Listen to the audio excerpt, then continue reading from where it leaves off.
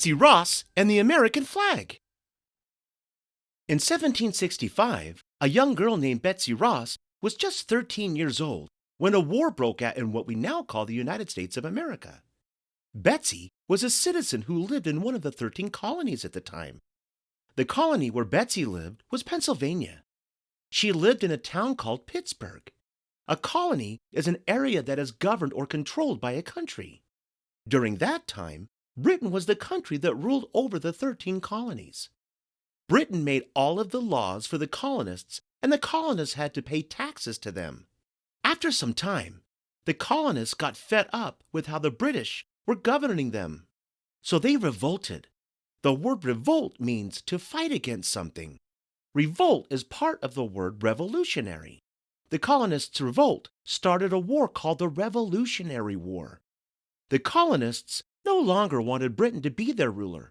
They wanted to make their own laws and govern themselves. The Revolutionary War went on for 7 years. Finally, the colonists won the war. They were now free from Britain. So, the colonists decided to start their own country. Can you guess what they called the country they started? If you said the United States of America, you're right.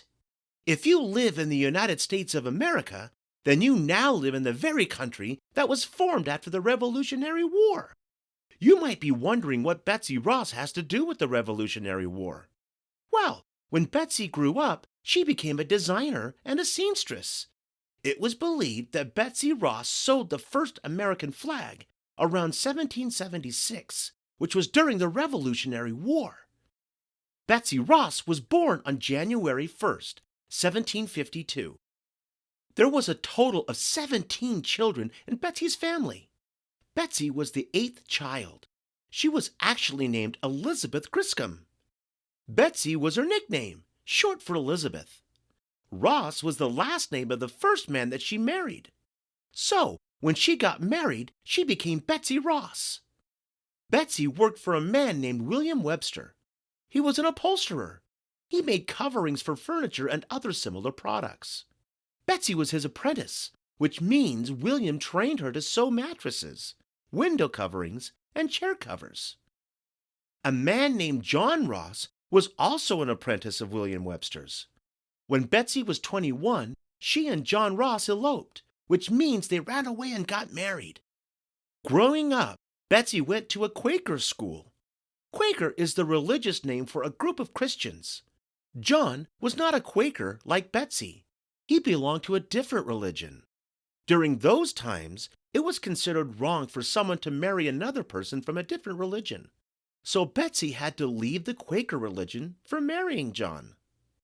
Betsy and John started their own upholstery shop together.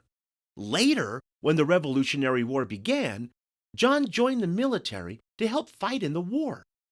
After just 2 years of marriage, John died during the war due to an illness. Betsy became a widow at a very young age and struggled to run the business alone. There are many different stories about who designed the American flag. The first official flag design was often credited to a congressman named Francis Hopkinson. Nevertheless, many people believe the first Stars and Stripes was designed and sewn by Betsy Ross. The very first flag was approved during the Revolutionary War. Congress, which is a part of the United States government, decided that the country needed a flag to represent the 13 colonies who were fighting for their freedom. It was said that in 1776, George Washington, who was a general in the army at the time, came to see Betsy. She did work for Washington at times like embroidering his shirt ruffles and other types of sewing that he needed done. Can you imagine sewing the future president of the United States clothes? We aren't exactly sure what happened on that visit, but supposedly Washington came to see Betsy with the original idea for the American flag, and it was Betsy who created the final design for that flag. It was said that George Washington wanted to use 6-point stars, but Betsy wanted to use 5-point stars. Betsy completed a flag either in May or June of 1776. About a month later, The Declaration of Independence was read aloud for the first time in Philadelphia. The Declaration of Independence is a very important document because it declared in writing the colonists' right to choose their own government. There is no definite proof that Betsy designed the first flag, but she did so and designed many flags between 1777 and her death in 1836. In 1810, she made 6 large garrison or military headquarters flags. The following year, she made 27 flags for the Indian Department. Betsy married 2 more times and went on to have 7 daughters. Betsy and her daughters continued to sew upholstery and make flags, banners, and other similar objects for America following the war. When her vision began to fail, she retired. In 1836, Betsy Ross died at the age of 84. If you were to create a flag to represent your home and your family members that live in it, can you imagine what that flag would look like? Well, there were many people who had ideas of what the American flag should look like too. Did you know that the flag that we see today is different than what it looked like in 1776? On June 14, 1777, a flag resolution was passed.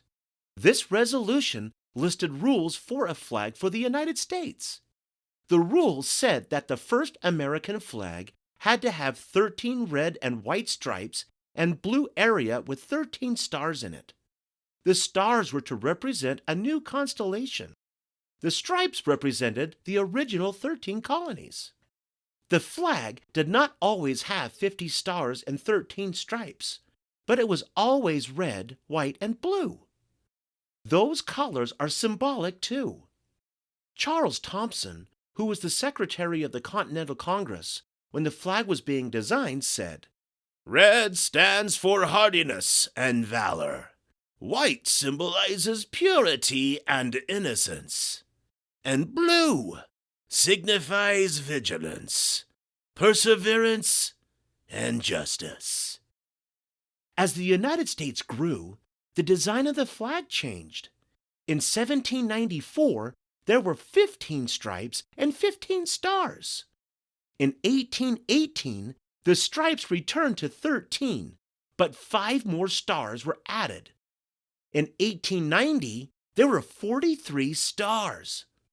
And on July 4th, 1960, 2 more stars were added. 1 star was for Hawaii, and who do you think the other star was for? If you said Alaska, you're right, which made a total of 50 stars and 13 stripes. Today, the American flag still has 50 stars. Each star represents one of the 50 states. It also has 13 stripes, which represent the original 13 colonies. How cool is that? Throughout the United States, the flag is flown on school grounds, government buildings, post offices, parks, cemeteries, and homes. Though Betsy Ross may or may not have made the first flag, her patriotism and work for her country has been an inspiration for many people. She is often thought of on Flag Day, which is celebrated on which day? If you said June 14th of each year, you're right. Flag Day is celebrated on June 14th each year in the United States. Thanks for following Clarendon Learning. Be sure to subscribe. For more free resources, check us out at clarendonlearning.org.